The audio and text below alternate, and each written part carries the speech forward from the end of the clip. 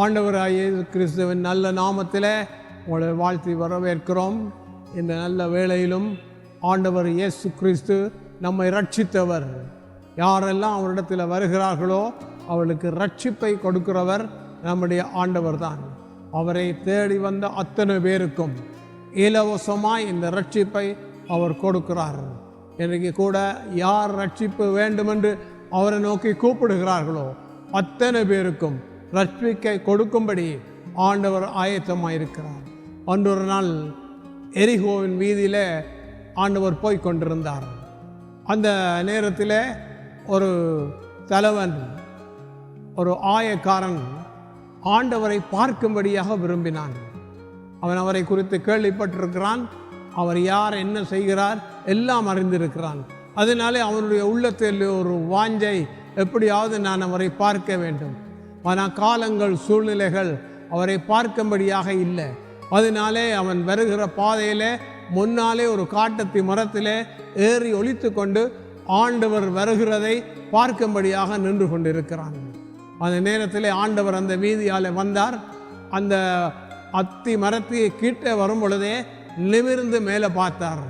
அங்கே மேலே மரத்தில் சகேயு ஆண்டவரை பார்க்க வேண்டும் என்று விரும்பி அங்கே மேலே இருந்தான். ஆண்டவர் அவரை பார்த்து கூப்பிட்டார், பெயர் சொல்லி கூப்பிட்டார். சகேயுவே, நீ இறங்கி வா, இன்றைக்கு நான் உன் வீட்டுக்கு வர வேண்டும். சொன்ன மாத்திரத்தில் உடனே அவன் மரத்தில் இருந்து கீழே இறங்கி வந்தான். அவரை வீட்டுக்கு கூட்டி கொண்டு போனாங்க. ஆண்டவர் ஒரு மனுஷனுக்கு ரட்சிப்பை கொடுக்க விரும்பினான்.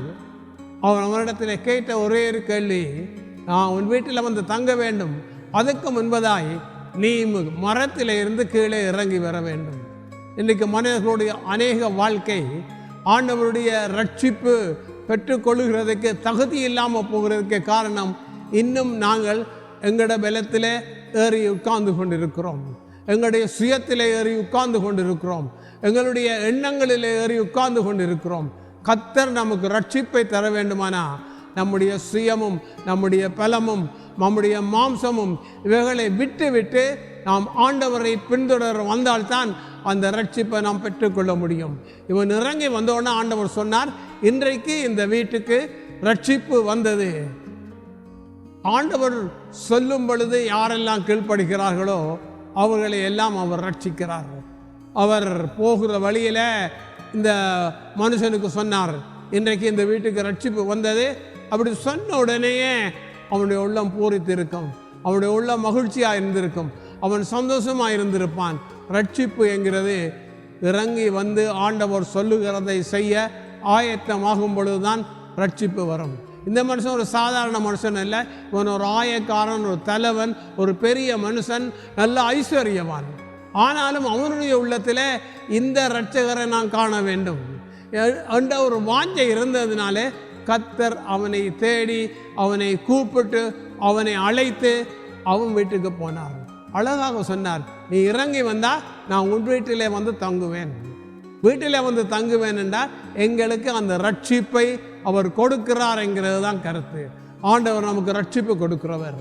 ஆண்டவரை யாரெல்லாம் விரும்பி கூப்பிடுகிறார்களோ, யாரெல்லாம் விரும்பி வாங்க ஆண்டவரே என்று கூப்பிட்டால் அவர்கள் உள்ளத்திலே வந்து அவர் வாசம் பண்ண என்றைக்கும் ஆயத்தமாக இருக்கிறார்.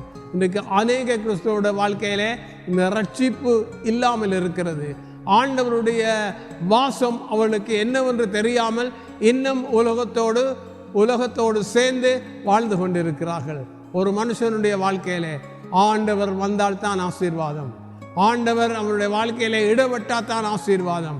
நம்மை ஆசீர்வதிக்கிறதுக்காகவே அவர் பூமிக்கு வந்தார், நம்மை ரட்சித்தார். நம்முடைய காரியங்கள் எல்லாவற்றையும் ஜெயமாய் மாற்றுகிறதுக்காக ஆண்டவர் வெற்றி சிறந்தார் என்று வேதம் சொல்லுகிறது. ஆனால் இந்த அருமையான நாளிலே அந்த ரட்சிப்பு நமக்கும் வேண்டும். அந்த இரட்சகரை நாம் பெற்றுக்கொண்டு அவருக்காக வாழ நம்மை அர்ப்பணிப்போமானால் அதை விட பெரிய சிலாக்கியம் இந்த பூமியிலே வேறு எதுவும் கிடையாது. அவர் ரட்சிக்கிறவர், நம்ம உயர்த்துகிறவர், ஆசீர்வதிக்கிறவர், வழி நடத்துகிறவர். இந்நாளே அவர் உங்களையும் சந்திப்பாராக, உங்களையும் ரட்சிப்பாராக. ஆமாம்.